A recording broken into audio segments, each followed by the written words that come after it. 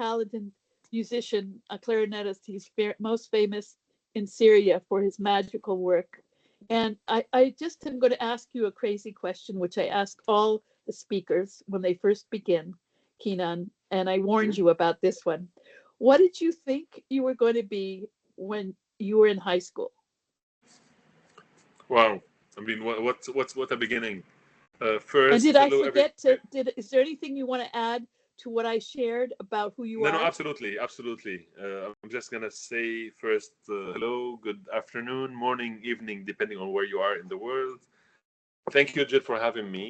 And I miss my partner in crime, Kevork Mourad, with whom I have been collaborating for many years. I miss him on the call, but I will promise to keep this as interesting as possible. Yeah, just a quick introduction. My name is Kinan Azmeh. I'm a clarinetist and a composer from Damascus, Syria. I've been living in New York City for the last 24 years, more or less.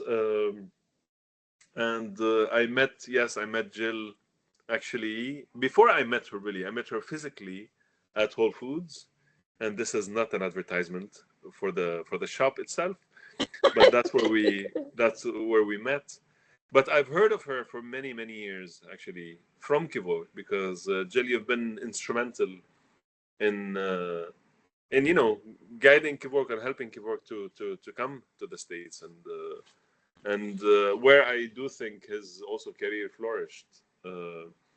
And I met Kevork. I came to Damascus to New York in 2001, about a week before 9/11 happened, and it was a very strange time, to be an Arab in the city, and but also it was maybe a place also where New York proved to be a very hospitable city. I got to know many friends within the lens of what happened in a post 9/11 world. And one of these people that I met was Kevork, both of us being Syrians. And immediately we did connect on a personal level, obviously.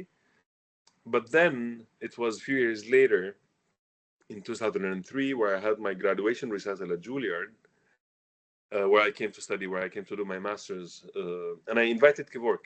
I remember calling him up and saying, "Come to hear my show." And I mentioned this because also it was important. It's exciting for me to share all these details because of the work you all do.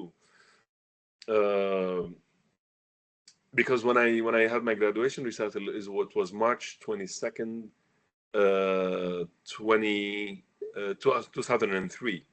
And that date is significant because it happened just 2 days or 3 days after the American invasion of Iraq happened. So I called him up and I said, "Come hear my concert." And the concert was basically featuring composers from the Arab world. And I included a piece that I added to the program. It was a piece inspired by what would somebody in Baghdad would be hearing the same time we are witnessing that concert in New York. And I invited Kevork to attend the concert, and then he came backstage right after the concert, and he said, "Kinan, I love this piece. I think I can add something to it. I want to do something visual." Kevork is a wonderful visual artist. And we started working together from that point on, and we did few projects together. One of them was Gilgamesh, which is the oldest epic we know in writing today. Actually, it's the first story that we know its author. And, this dates back a few thousand years ago. And it's an epic that was found in Mesopotamia, current-day Iraq. And we continue to collaborate. The second big project we did was inspired by the Syrian tragedy that you are all very familiar with, which lasted for the last 14 years. And then the second project of ours was called Home Within. And it's about how people can document their feelings, in times of atrocities. So this is, in short, just to know who I am and why am I here and why am I talking to you. So there's many layers of friendships. The friendship that I have with my co-collaborator, Kevork Mourad, who's a dear friend. the connection of New York City where we met, but also I did so, and also Jill as somebody who brought Kevork here to the U.S. And so Jill and I now we have a long-lasting friendship as well. My connection to what you all do is not very evident. Musicians get to be in this very abstract world at times. I always think that nobody in this world can afford to be indifferent towards anything that is happening in the world. Artists sometimes tend to be in their own capsule, art for art's sake. I don't think nobody can afford that luxury anymore. I try to activate the art that I do in serving something that is more important, which is all of us humanly as a collective. And I try to bring the music that I make to lots of people in need. I try at least my best to do so, whether it's refugee camps in countries that are affected, and it was mostly where I'm from. So Kevork and I have been to several trips to refugee camps in Jordan and in Lebanon, and also asylum-seeking centers in Holland and in Germany, and also here in the U.S. And when I was, in Damascus, I was part of the Syrian Red Crescent for many years. So we did lots of work. It wasn't music related, actually. It was just, like helping people in any way possible, including doing fundraising concerts for efforts and for humanitarian efforts. It was all through the Red Crescent branch of in Syria. So was not a very short introduction, but I thought it would be interesting for you to know, what I do and who I am. To answer your question, Jill, which is, what did I imagine myself being at 14? I think I wanted to do all, pretty much. And when I think of this answer right now, I realize that I continue to think the same. I still want to do it all. I spend most of my life doing music, but I try to be as active of a citizen as I can, not only to serve people. Really, I don't pretend to do that, but to live a meaningful life. And I think to live a meaningful life, you have to do several things. I'm sure all of us on this call are not, one directional in terms of the activities we do. We all enjoy the arts, we enjoy music, we enjoy food maybe the most important. We have love lives, we love our families, and we're trying to interact in a meaningful way with the world. And I think there's no better crowd to talk to about this than people who work in humanitarian efforts, such as what all of you do. And all of this to say that I have so much respect for all what you do, both individually and collectively, because I think the common, and it's not the lowest common denominator. I think it has to be the loudest common denominator, is that you do something that is beyond your personal life, really. And on the other side, for we as artists, our work can be very much self-indulgent, really. It's about me and my own feeling and how I express that. And I keep reminding myself that what we do as artists should be more than that. Because every time I play for an audience, anywhere in the world, and I travel the world, really, cover a bunch of continents every year, you play and you're hoping that you're changing something in somebody's life. You can bring comfort. It can stay on an artificial level, but it's very meaningful to me when somebody comes after a concert that I give and they say, well, that moved me. It's for me, it's always a reminder of how important the work is. But also, I always try to find meaningful ways to work with humanitarian agencies around the world, and I'm always open for collaborations and to be doing something that is more meaningful than just me producing sound on my instrument. But I wanted to be a pilot. I wanted to be a musician. That came, I think, later. I wanted to be involved in math and physics because I loved math and physics, and I continue to do so. But doing it all, I wanted to be in touch with nature, and also I wanted to hang out with people. I think, which is maybe the best thing that humanity has, which is when people interact, not only with themselves but also with the nature that surrounds them. And I think the art is a wonderful way to do that. So I guess that's what led me into the arts, because I think it Did you can ever become combine. a pilot? Did you ever Oh become boy, a pilot? no, no. I wanted to be an astronaut, all of these things. But then you realize that maybe you don't need to do all of that.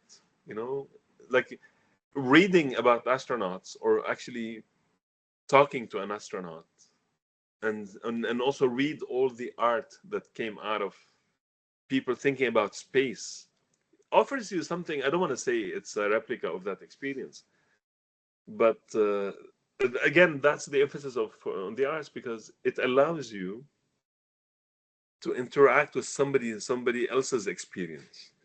There are, if you read I don't know, novels about space, you get moved by somebody else's experience, and I think it's a wonderful thing. And with music, it's similar. When I go and see a concert and I hear somebody talk about their experience or play their experience, which is even more important, maybe, I'm moved as if it is my own experience. And I think that's what draws all of us to the arts somehow. So I didn't become an astronaut nor a pilot, but flying, I mean, has it been the dream for everybody since the beginning of time, of documented time? Right? Yes.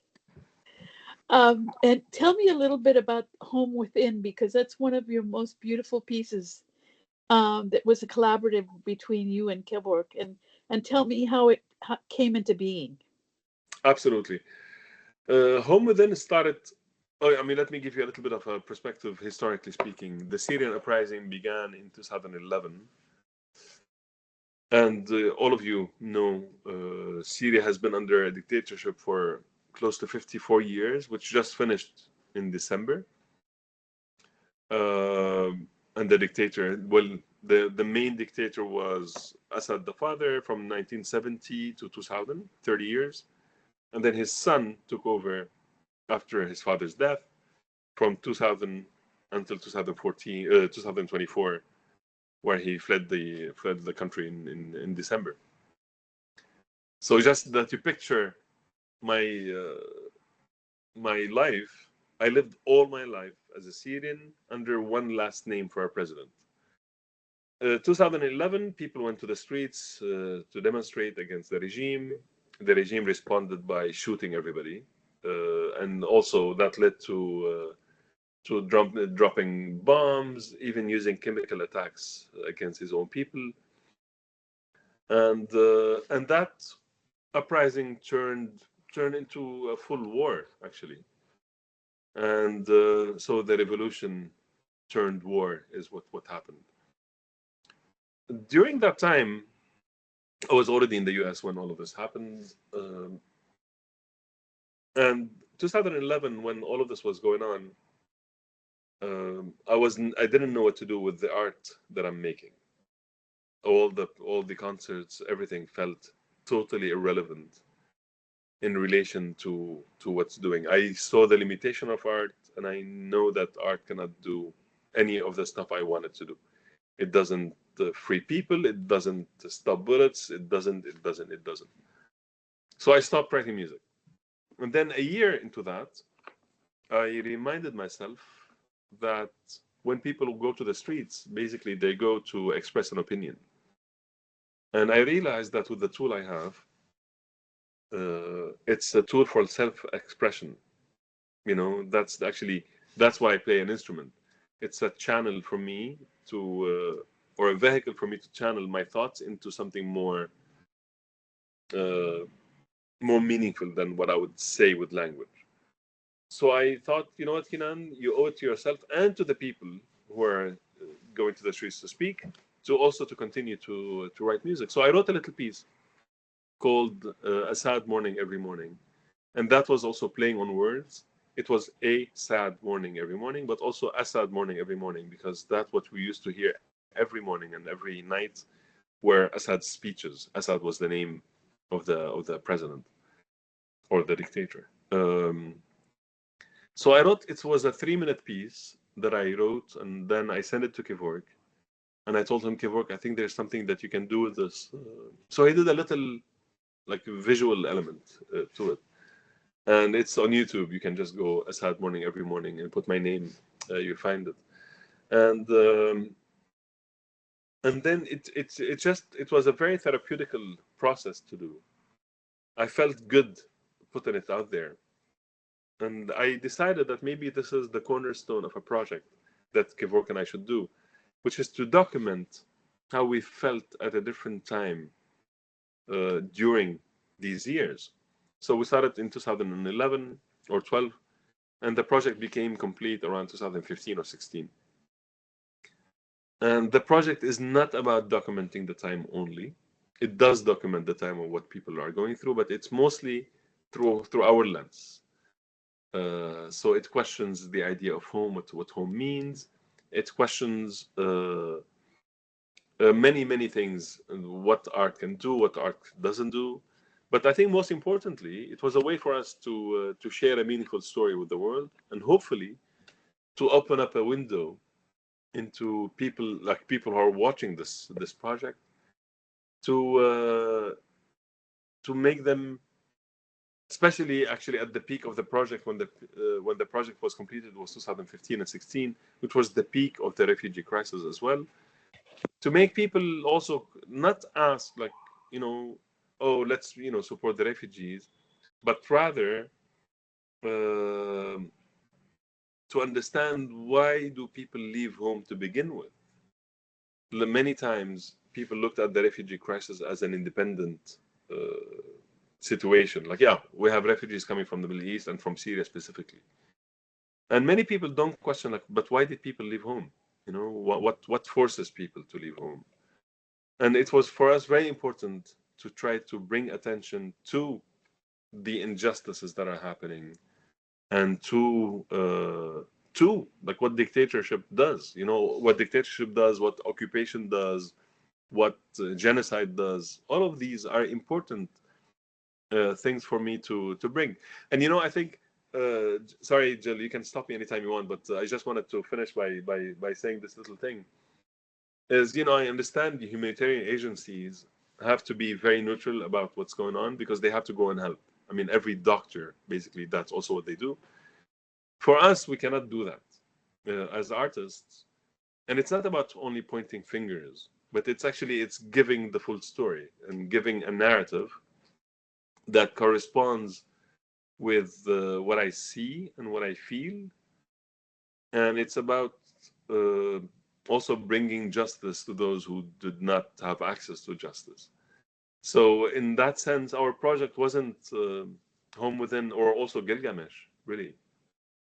Gilgamesh, where it was a very loud project against, the American invasion of Iraq too, because the part of the Gilgamesh project was, what would somebody from, what if Gilgamesh is the main character of a few thousand years ago? What would happen to him if he was living in today's Iraq?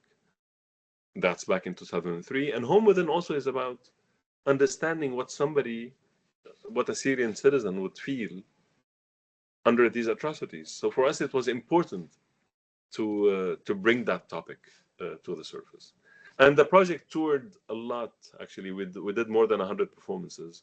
And I think also you can find Home Within. I think there's a version or two of it on YouTube that you can check out. And you see the wonderful work that Kevork does live on stage. And all of this was for us a way also to bring attention to what's going on, and also to raise funds for many international agencies, including, we did also a bunch for the Red Cross and Doctor Without Borders and Terre des Hommes and a bunch of other organizations that I'm sure you're familiar with. I think one of the things maybe you can describe, when I remember seeing Home Within, it was you were playing the clarinet, I think. And while you were playing the clarinet, behind you on a white screen, Kevork was painting Syria. as it was years before the war, and how it was now. And then there were a series of houses, and I wish he was here to show you. I think he was going to show a couple of slides about this, but it's a really interesting juxtaposition of how music can be communicating the feeling of what it's like to have your home be inside you because you can't be in your geographical location. Do you know what I mean? You're displaced, and it brings back the home. It brings back that feeling of home and what home was to you. And that's what it evoked in me when I saw that. I remember seeing that.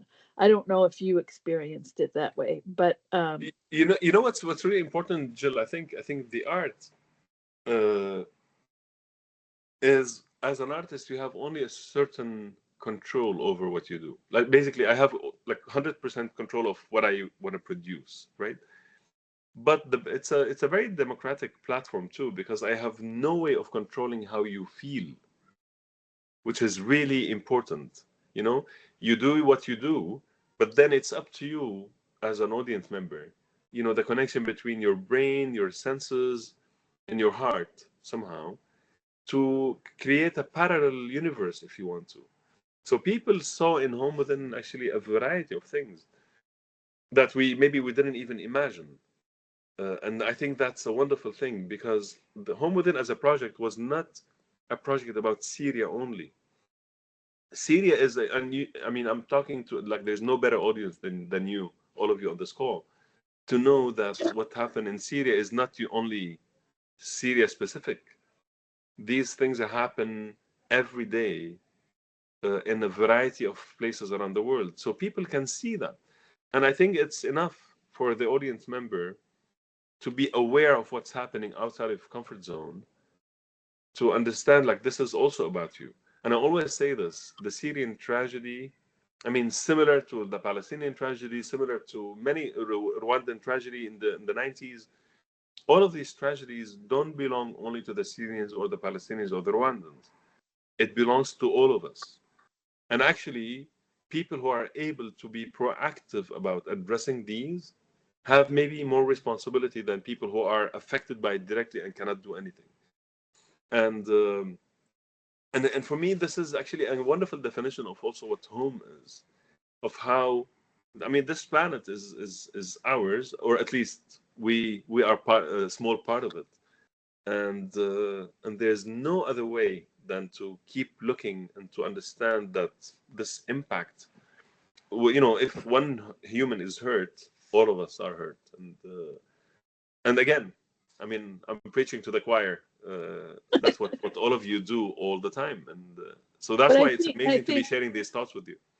well, I think what's most amazing is you're sharing your personal experience with us. And so we're hearing from you how it is for you. And so we are learning from you at the same time. So thank you for that. Of And course. I just saw Kevork come on. OMG. So glad to Yeah. see my friend. And Yes. Hi. So, and I'm going to introduce you very briefly because I just introduced Kinan. And then I'm going to ask you a Google question, and then go for it with your dialogue with Kinan, and show any photographs or any anything you want to show, or any slides that you want to show after that. Kevork Mourad is a Syrian born. His family came from Aleppo, and I met him in Armenia when he was going to the university in Yerevan, doing a master's of art. And I remember I asked him, he loaned me while I was working there. I only had a half a day off, and he gave me his friend's studio to work in clay. I will never forget that. I only had a half a day off, and I'd go to the studio of his friend and work in clay.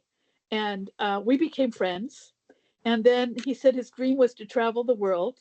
And a year later, he came to visit the United States, and the rest he can tell you the story. But he's a most amazing visual performing artist. He's performed, he paints on a white scrim while musicians play. He also does individual projects working with black and white with material. I mean, I'll put in the chat websites that you can see of his work. But he is also a wonderfully crazy man that I'm so glad that I got to meet. And he has a wonderful wife who is a singer in her own right and an actress, and two beautiful children whom I fell in love with.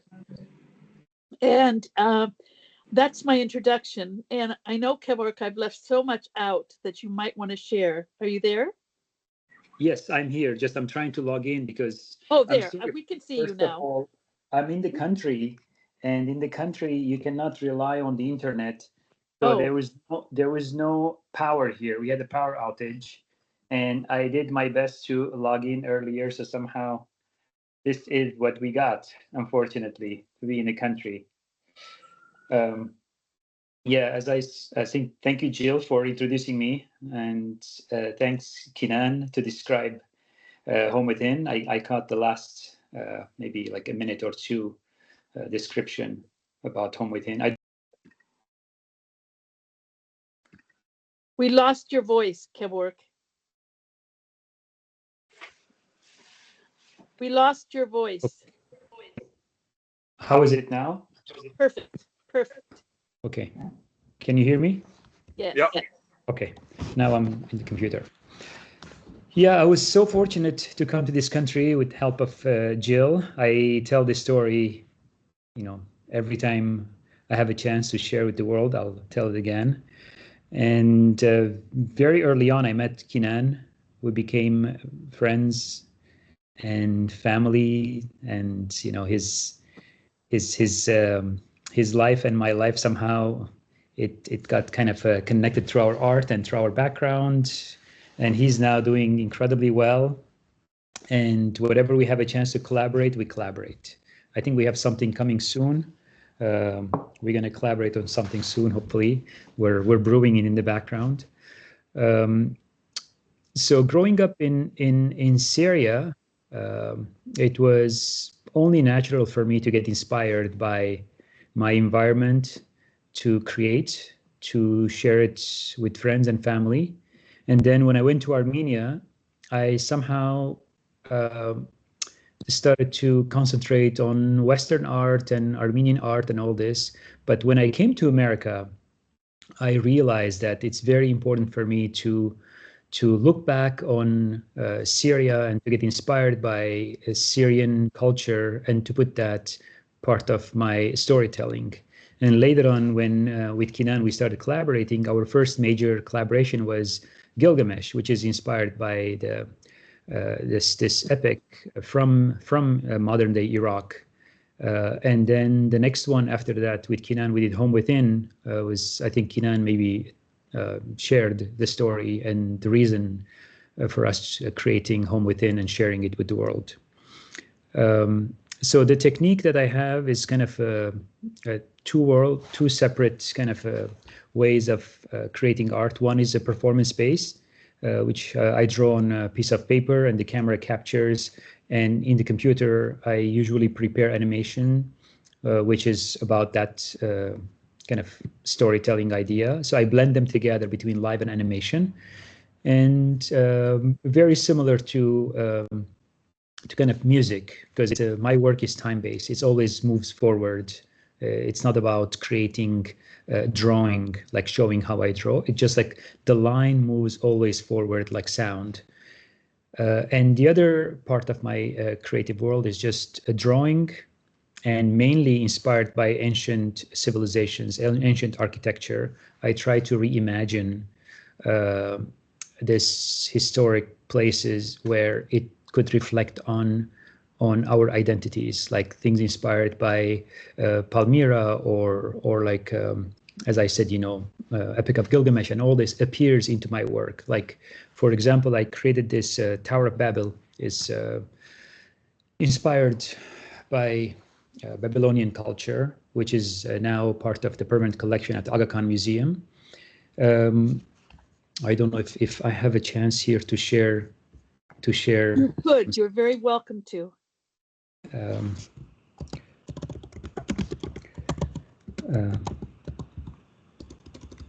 I would love to share some of the artwork. So the recent one was Memory Gates. Memory Gates was about this collective memory, how to create kind of artwork where people feel any kind of person can feel part of that conversation. So how shall I share this? I have some pictures of. You can share them on Teams. Just share your screen. Share my screen. Okay. Oh. There's a share button right next to leave. Yeah, but okay. Or you can send the photos to Karina, who's on the call as well. Karina Salinas. You can send them to her. You can it'll say either screen or window, and if you click the window and you have it open on another window, you should be able to share it on that window. Or if you just show your screen, if you want to just like turn off your camera and then open it up on your screen and then turn your camera back on, we'll be able to see it, what you see on your screen. Mm-hmm. Yeah, here's because this is a different format. It's not a Zoom. It's asking me to do the privacy settings and all that. Okay, because you can send it to me. How would you want him to send it to me, Jill? Like, what's the easiest way? You could also look online, seeing through Babel or Memory. Yeah, but I think Kevork, if Karina can give you her email or whatever, she can do that. She'll share the screen. You can look online too. That'd probably be easiest, fastest. Yeah. So in the meantime, I'll talk about this process. So it's very important for me to tell the reason. You can show your face again. Oh yes, it's very important for me the reason that I started creating those installations. So as probably most of us heard and saw in the news, how kind of the destructions of the Palmyra Gate or the blowing of the Buddha temple and all this kind of created this urgency for me to rebuild something that was lost from the past. And I said, especially in the West, the audience are eager to kind of witness something from that part of the world. And many of them, they cannot travel all the way to, let's say, the Middle East to witness what was there and what was lost. So I decided to recreate those installations and bring it to the Western audience, where the audience can face those artworks and feel like, okay, maybe they can contribute. They can figure out how to stop those atrocities and also help to raise awareness and help to contribute with the fund. And this way they can become a part of that world instead of just being far removed and witness everything through the media. So that was one of the reasons that I decided to create those installations. And mainly it's done on fabric. And the process is, I usually go into those institutions, like the Aga Khan Museum gave me 4,000 square feet, and they created something called the museum as a studio, where people walked into the museum and they saw me creating the work. And at the end of these 2 weeks, they came and they saw it already installed. And during this time, when I see the space, I kind of think about what I think it's timely for me to create this. For example, when I did this residency at the Aga Khan Museum, it was about recreating something from the golden era of Spanish culture and Arabic culture, which was at the 10th century. So I wanted to create this installation where different faiths, they were part of one government, and I called it Memories of the Stone. I think it's available online. People can see that. It's on YouTube or other places where they see me creating that work.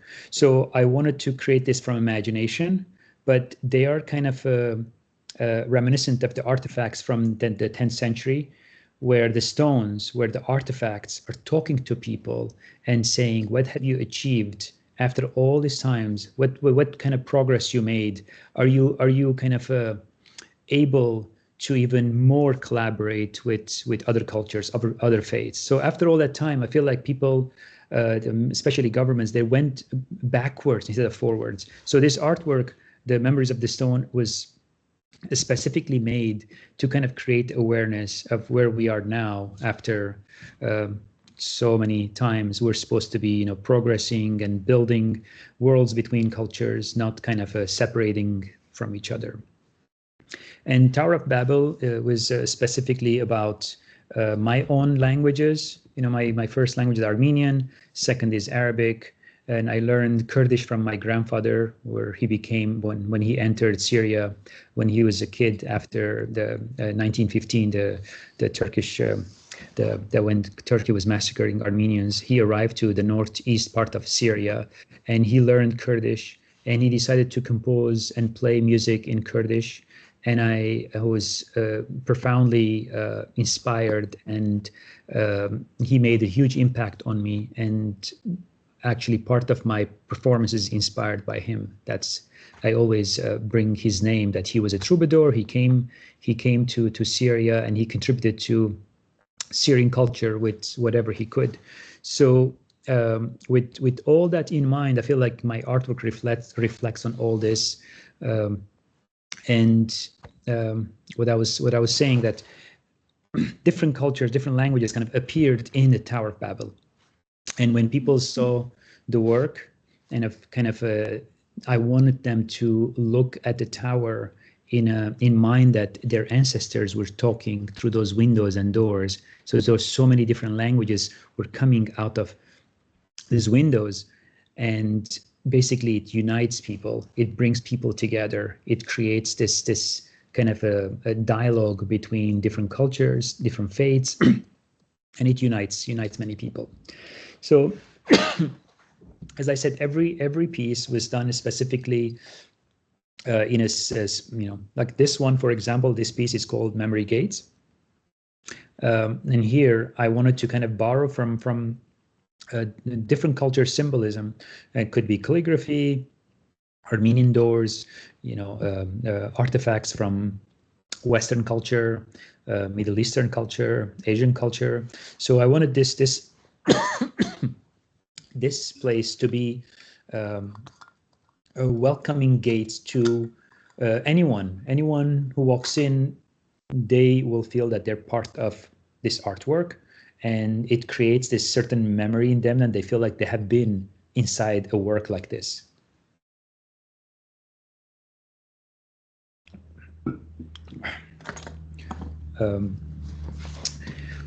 I don't know if there's kind of anyone want. Oh, this one. This is what I was. This is the piece that I called Memories of the Stone. It's 12 meters, 3 layers. This work was done as part of Museum as a Studio at I think it was 5-6 years ago, 2018, 2019. Yeah, if you go down, that image is part of the Tower of Babel. So we're seeing the tower from that angle.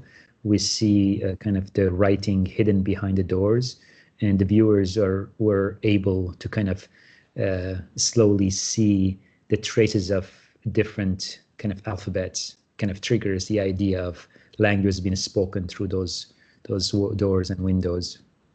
And the technique is I use water-based paint, and I create this kind of monotype, which monotype means like you draw on a surface, non-porous surface, and while it's wet, you can just print it on the fabric, and then I'll draw on it with a little tool. I squeeze the paint and just smudge it with. You have the tool to show? No, unfortunately, I don't have it here. It's a silk painting tool. I'm in the country. It's a tiny little plastic tube. Yeah. Yeah, as I said, you know, I'm in the country. I came here to do some work, and I did not bring the tool with me because I'm going back after this conversation, after this talk. I'm going back soon. I'll find it while you're talking. But we could open it if people have any kind of questions and anything regarding my practice. Before you start talking about your practice, I think it's only fair because Kinan had to answer this question. This Sorry, this is a video, by the way. If you click on this, you'll get a sense of how you can walk through.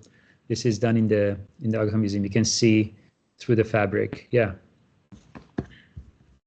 While people are looking at that, it's only fair that I ask you the same question I asked Kinan. Yes, please. When you were in high school, Mm-hmm. what did you think you wanted to be when you grew up? Oh, I knew that I want to be a visual artist when I was 4 years old. So there's, I did everything. I did everything for me to arrive here. Yeah, this was the poster. It says museum as a studio. Yeah. So that's the video. People can see. You see on the top. If people, you could share this link, and people can see. If you go up one more up. Yeah. So that's the video. It says people can see the practice and see the work, how it's done. So you could share the link if you want. You don't have to play it now, but yeah. Yeah, I'm thinking that this is a really good time, if it's okay with you, Kevork, if you can share with Kinan. I wanted the two of you to dialogue, if you're up for it, about basically what you think is important for us to know. What you think is the most important value that you bring to us today? What would you like to share with us that you want us to remember? For both you and Kinan, if you'd be willing to answer that question. I know it's a difficult question because it's very general. And but what would you want us to know? One about Syria, one about your lives, one about your family. What's the most important thing that you'd like to share with us? Do you want to start, Kinan? You always inspire me when we now are in this. I mean, I can start. The thing is, what I want, like, had I been able to summarize what I want to share with you, what I want you to know, like, it's a very general question. If I wanted you to know, I mean, you'll have to spend the rest of your life with me. You know what I mean? Like, time is essential in terms of what is the frame and what can you share in what frame. I mean, if there's anything important about my personal life, I'm not sure it's worth sharing, really. What I think at this moment, actually, I would like to hear from you, like from everybody who's attending, if you have any questions about what we do, and also about the art and the relation between art and the real world. I think that's something that is always interesting for me, to talk about.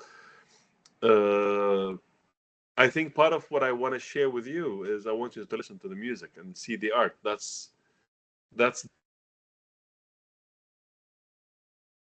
You're frozen. Yeah, Kinan, your internet is not very good. I thought it was my internet, but it's his Kinan's internet is very bad. So shall I jump in and continue while Kinan is frozen? Okay.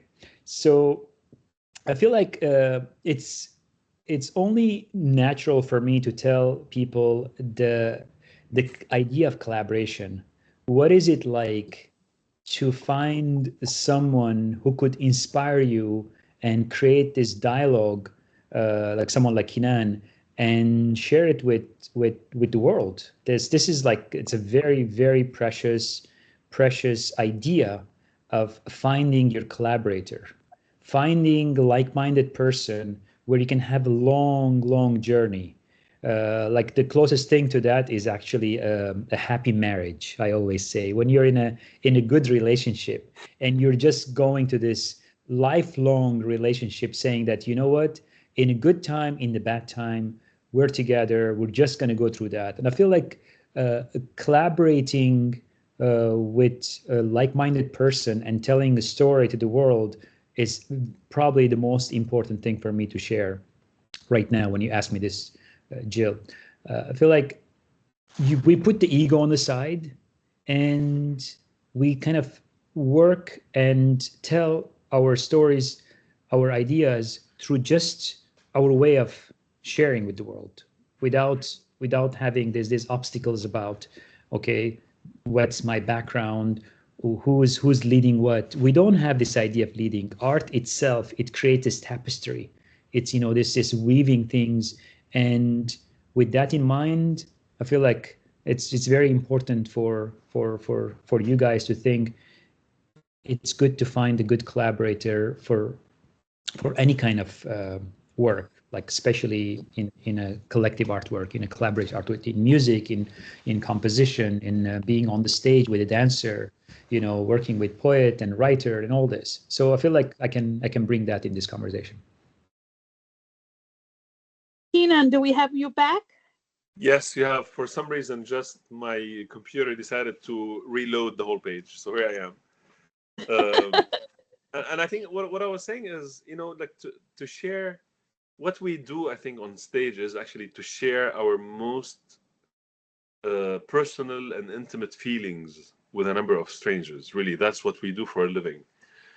And the only thing that I can communicate and to tell this group is actually, it all happened through the music. I think I'm a by far better musician than a talker. And in this given moment in time, I invite all of us on this call, but I'm inviting everybody that I'm talking to really go out and see as much art as possible. You know, live arts is incredibly important, and it's under threat in a way. It's under threat by how convenient other mediums are. To be present, to be fully in the moment. There's something about time, and I'll mention the word time very often. If you want to hear, I mean, there are ways to summarize a book. You know, people can summarize. You can find a summary of a book on every website that is out there. You can summarize a conversation. With art, you cannot summarize an experience yet. If you want to listen to a piece of music, if you want to listen to Beethoven's Ninth Symphony, you have to sit for the length that it is to experience that. There's no other way. And I think these are the most actually meaningful experiences, the ones that actually do take time. And Kevork brings the idea of collaboration, and I think because collaboration only happen also through meaningful time being spent with your collaborator. You know, I think, you know, it's, everybody knows this already. Our societies are becoming more individualistic in a way. We're spending more time alone with our little devices, no matter what this device is. But communal practices are incredibly important. And again, the art is a wonderful way to do that. And also, I think for me, it is important also for you to know, and I think I mentioned this at the beginning of this meeting, is that let's not turn a blind eye to what's going on. You know, no matter what we're doing, art, sports, anything, whatever is going on right now as this meeting is happening is affecting all of us, and everywhere in the world. It doesn't have to hit us at home to understand how great a threat is, or how dangerous actually we can be for each other. And for me, this is what I'm just telling you what's occupying my mind is thing that is not actually about the art right now, and it's about how urgent our situation is, all collectively on this planet, and politically speaking, environmentally speaking, and the damage that we can cause each other, you know.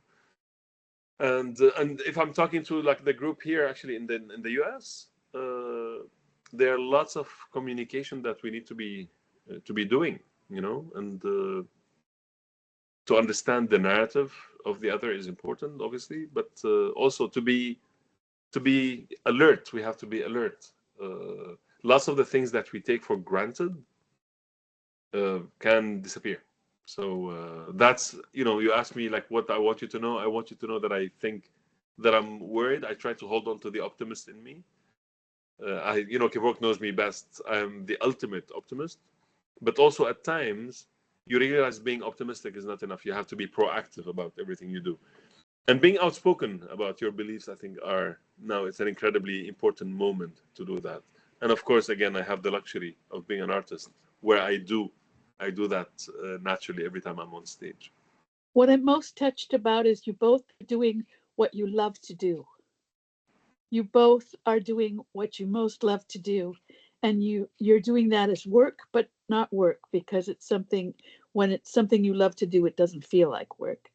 And the other thing is, I'd love to, as you said, Kinan, open it up to the audience and see what questions the participants have today of you, so that both of you can answer some of their questions, because some people know a lot about Syria, other people don't, and other people know about YoYo Ma or know about your art or your music, and others don't know anything. So it would be wonderful to hear from people. And I'm wondering if any of you want to ask a question, feel free to raise your hand or get off mute and ask the question of Kevork or Kinan or both of them. This is your time to ask the questions. And I, of course, will give you both an opportunity to sum it up at the end.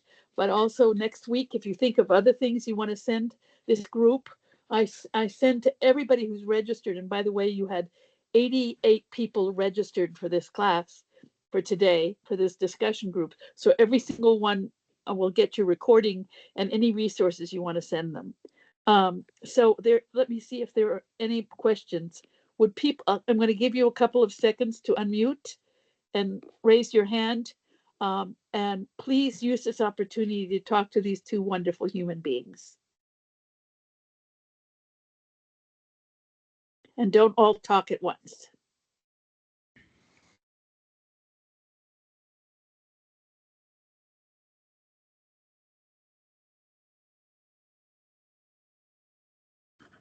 Hello? Is it silent? Yeah, go ahead. Okay, is this okay? Well, it is a pleasure to meet you two.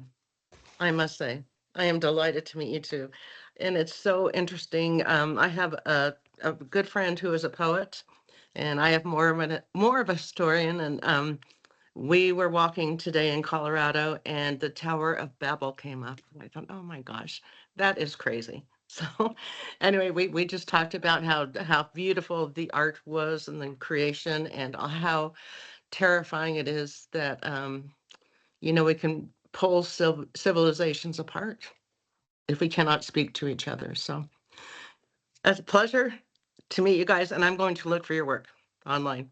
Do you have any questions of either one of them? Since you have them, I've held them captive here for an hour and a half. Yeah, what was your childhood like? Did you grow up in Syria?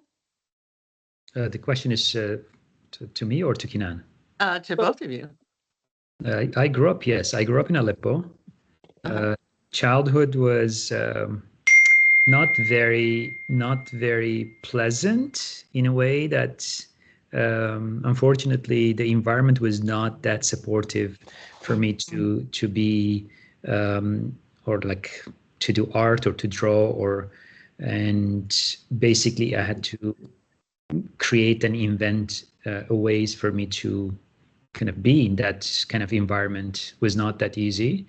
And but I was very passionate, and I was able to figure out and carve times and find books and to dedicate most of my times in drawings, but I was doing it hidden. I was just hiding, and I was not able to do it openly because my parents were not that supportive. So it's kind of create this like what do you call the opposite effect.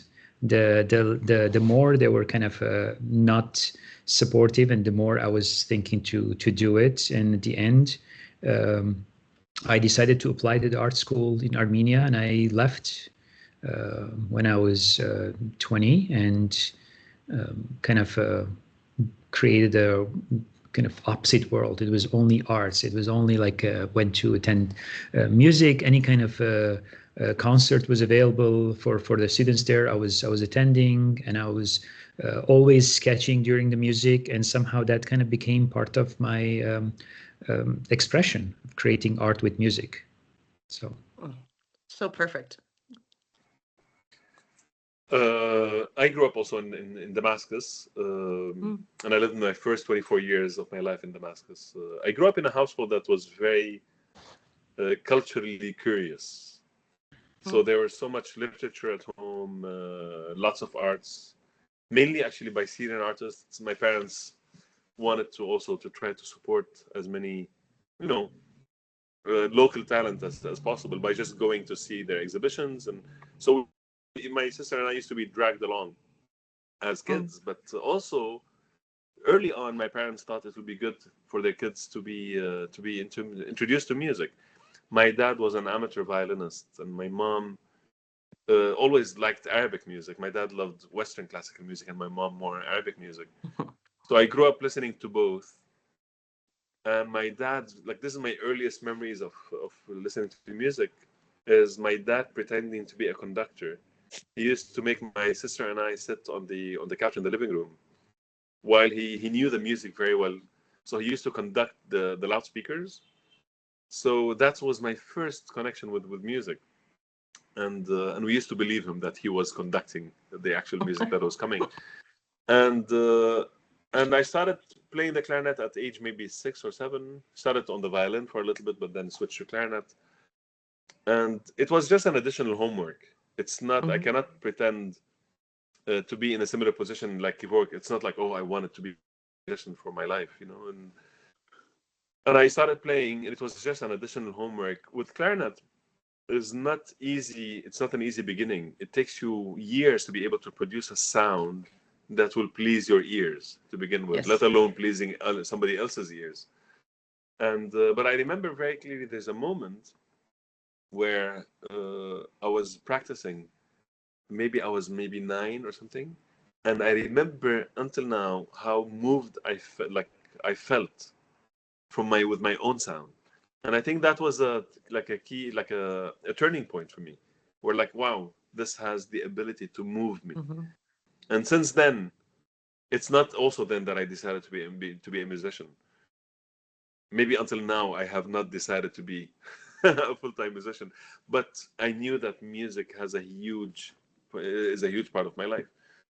And yeah, so I mean, I give a lot of credit to my parents who supported me throughout, even though in a time it was unimaginable to become a full-time musician.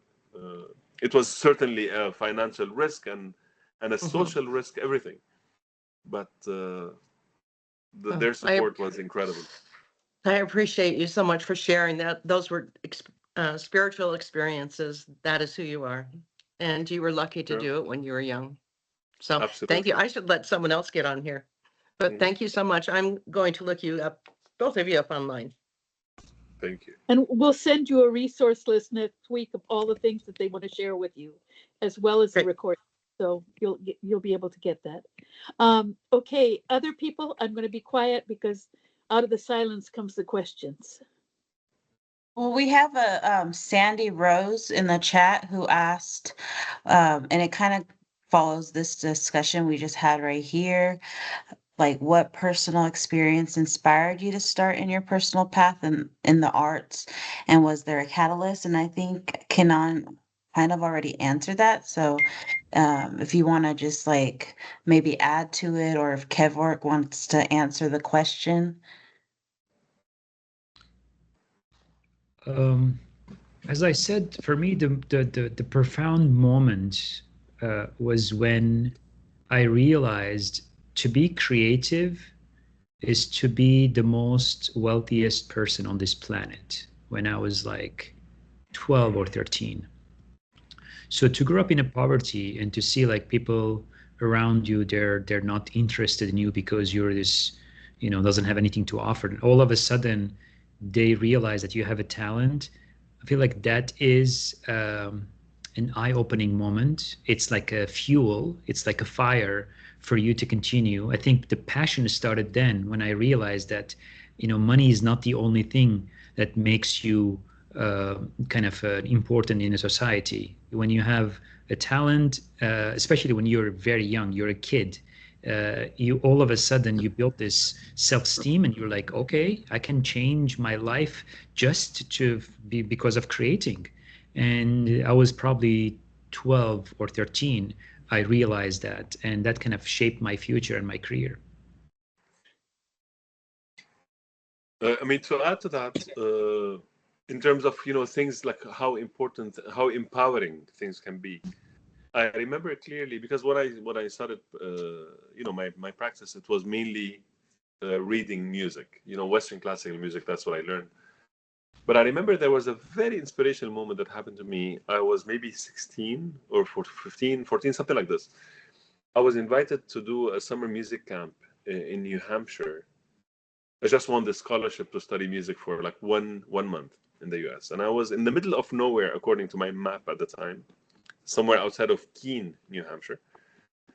And this person who was attending this summer music camp invited me to improvise for the first time in my life.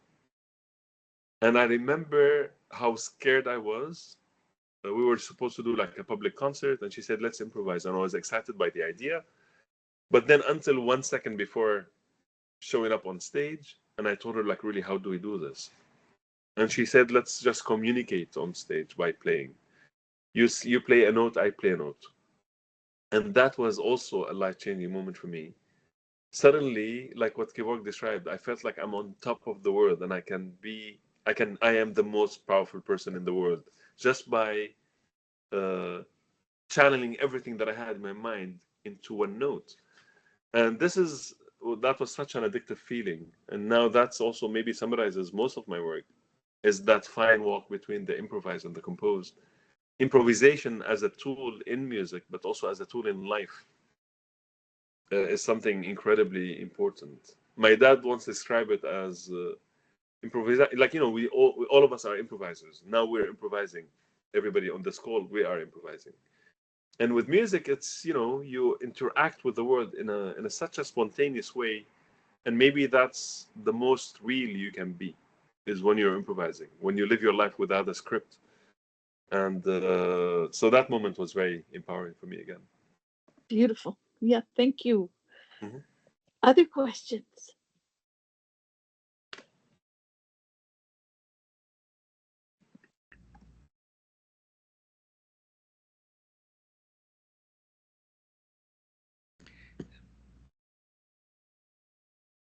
In the meantime, can you guys see what I have here on the screen? Yes. Okay, I just want to share with you this. And so this is the memory gates, you're walking in it.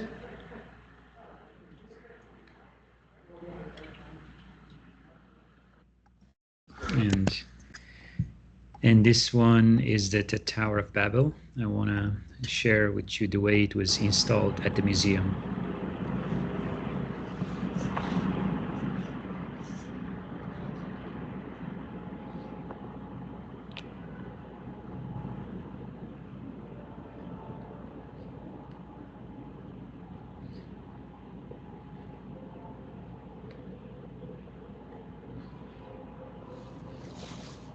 I was describing earlier, through these cutouts, you could see some kind of writings, and inside is all writings, kind of all improvised, and it doesn't mean anything specific. I just wanted to combine the languages that I have in me. And Beautiful.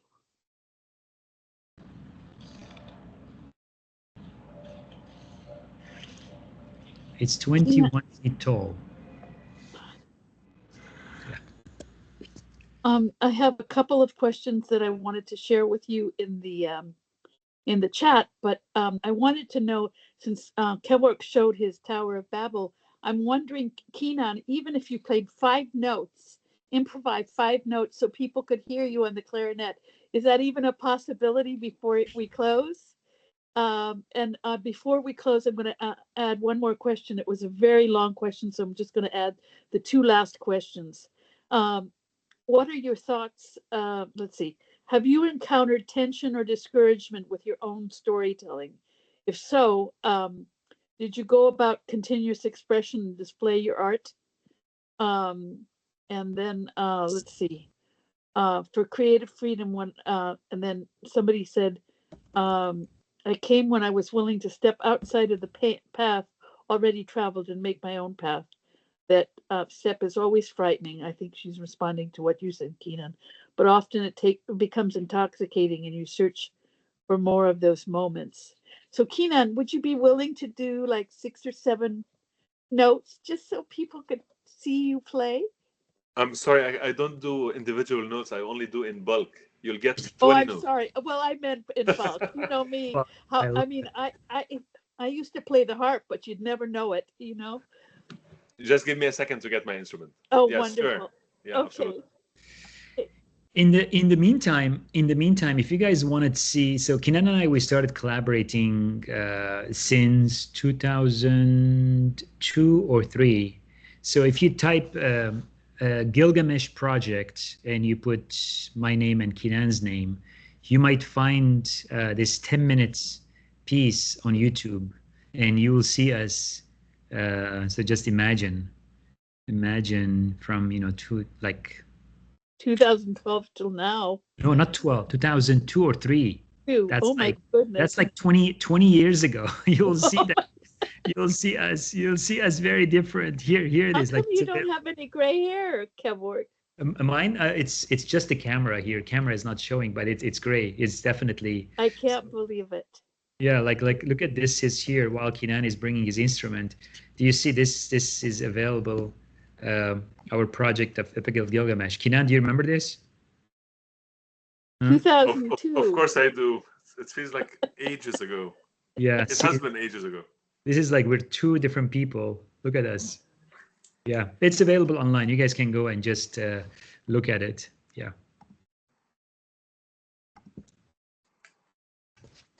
Actually, also, Jill, I think you mentioned a question about the obstacles. Lots of the obstacles actually don't come from individuals, they come from institutions and political institutions, that is. People try to stop you from traveling freely, for example, around the world. It's that simple. All the visas that people have to get to go and perform. The most of the obstacles didn't come from people who came to attend concerts or to usually. I mean, like for example, the 2017. I'm sharing this story because I think it's meaningful to see how institutions can react to a political situation, like when for example, the travel ban, the infamous travel ban that happened in 2017. I was subject to it. I was stuck outside of the country. I was on a green card, but then the federal judge, the story, blocked the travel ban, so I managed to come back. Right after that, the Seattle Symphony invited me to play a concert with them as part of music from the band 7, and it was just a symbolic gesture from an institution such as the Seattle Symphony to just show everybody, like when we ban countries, you're banning cultures, you're banning so many different stories, so many narratives that makes the world poorer if we ban that. So these kind of obstacles are becoming, unfortunately, very familiar to many artists touring around the world. And but yeah, somehow you manage. You keep going. Nothing will deter you from doing what you believe is right. And I have this tool with me right now. I don't know if this is time to do that, but every time I look at it, I find how actually amazing that this piece of wood and metal made me travel to 120 countries or something. It's just that. That's it. That's all what it took. Are we ready for some music, or Absolutely. It's a what's the wonderful way plan? to close today. Yes, that would be lovely. All right. And of course, I'm I'm going to gonna. invite you back next year, the two of you again, this time with computers that work. This time I will do it from the city. I'm not going to do it from the country. I cannot rely being in the country. I'm gonna play for you just a little piece inspired by a protest song that millions of Syrians sang in 2011. It's a melody that people used to go in the streets to sing in support of another city that is being assaulted. And I'm playing this just because, just as of like 3 days ago, that was the anniversary of the uprising in Syria, which started in 2011. And what I like to share also, that this melody survived while the dictator is gone. I think that's an important sentiment for me to share right now at this given moment. So I hope you enjoy. It's going to be very brief, I promise you.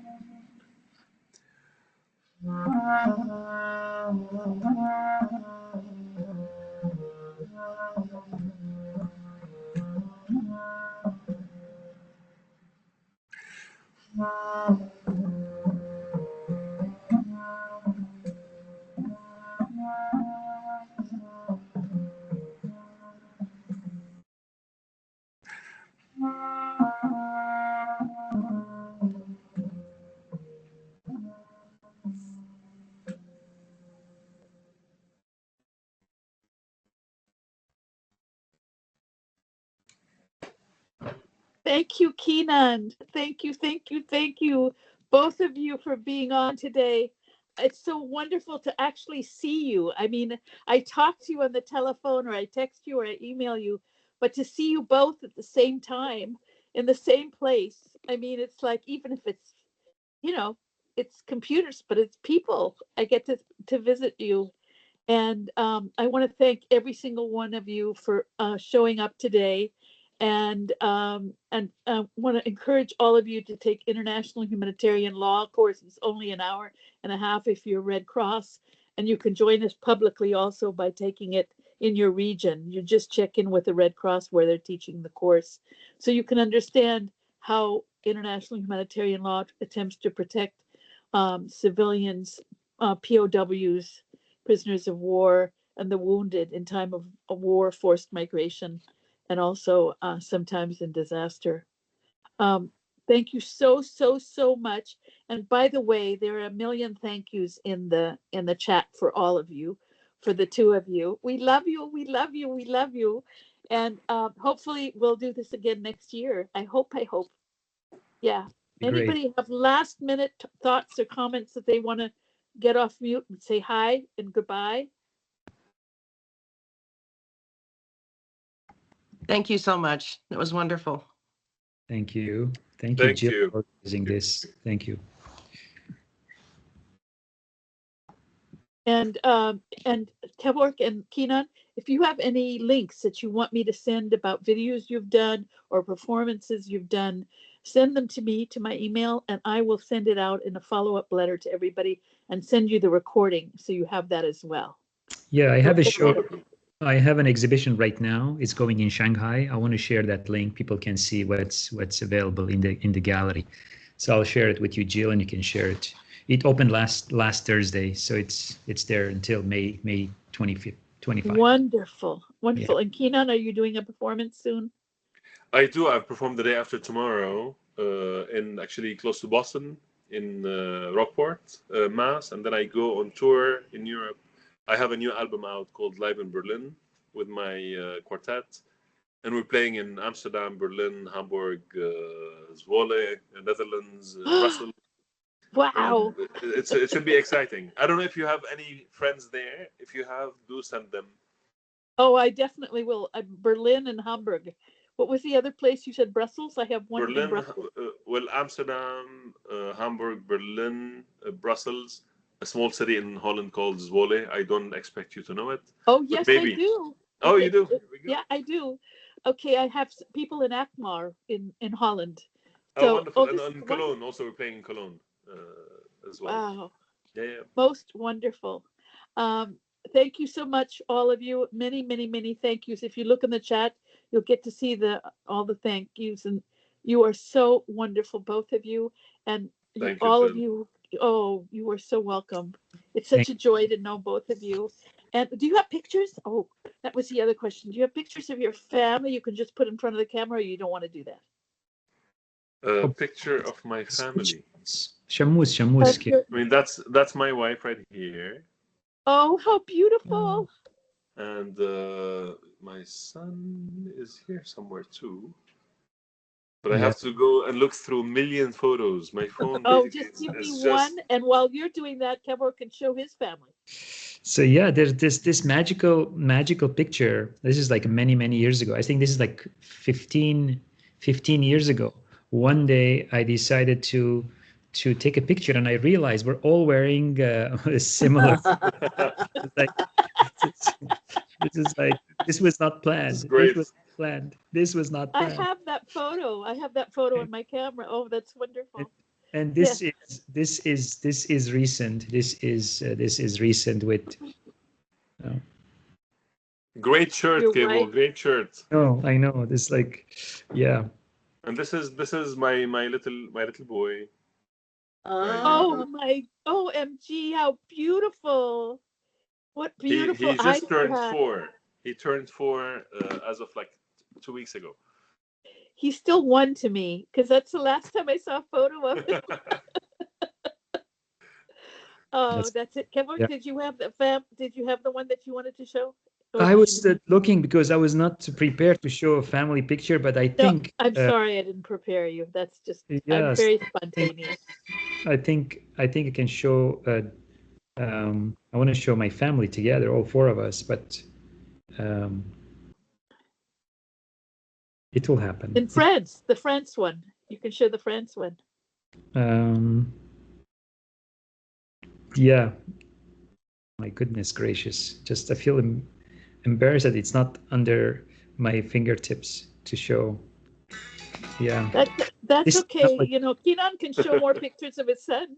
The more advanced we are, the more confused we are in sharing things. Yeah. Anyway, yeah, so if you have too many things in your attic, that's what happens. Just a little bit of clutter. yeah, so here we are 4 of us, I think. 4 of us. Oh, how fun. Yeah. My wife and my older one and my little, she's 12, and this one turned, she's 19. She looks so much like they're twins. They're twins. Both of them are like, yes. Yeah. Anais. Yeah. In any case, thank you guys. Have a most magnificent weekend. Let me say one more word. The last thing, Jill is, by the way, our maid of honor. When I got married to my wife, she was maid of honor. So she's like a family to me. So she blessed it. When Jill met my wife for the first time, she said, "This is it. This is yours." So I want to do that. I don't know. It's very moving. Every time I think about that, it's very, very moving that Jill blessed it. It happened. You are so sweet to say that, you guys. 25 years ago. Yes. Oh my God, you're so ancient. Yeah. Oh, Kinan and Kevork, enjoy the weekend. Enjoy your family. And thank you so much for cherishing. I just really cherished you coming today. Have a beautiful day. Thank you. Same to you, everybody. Pleasure meeting everyone. Bye-bye. Until next time. See you soon. Bye-bye. Ciao. Bye. Bye-bye. Ciao.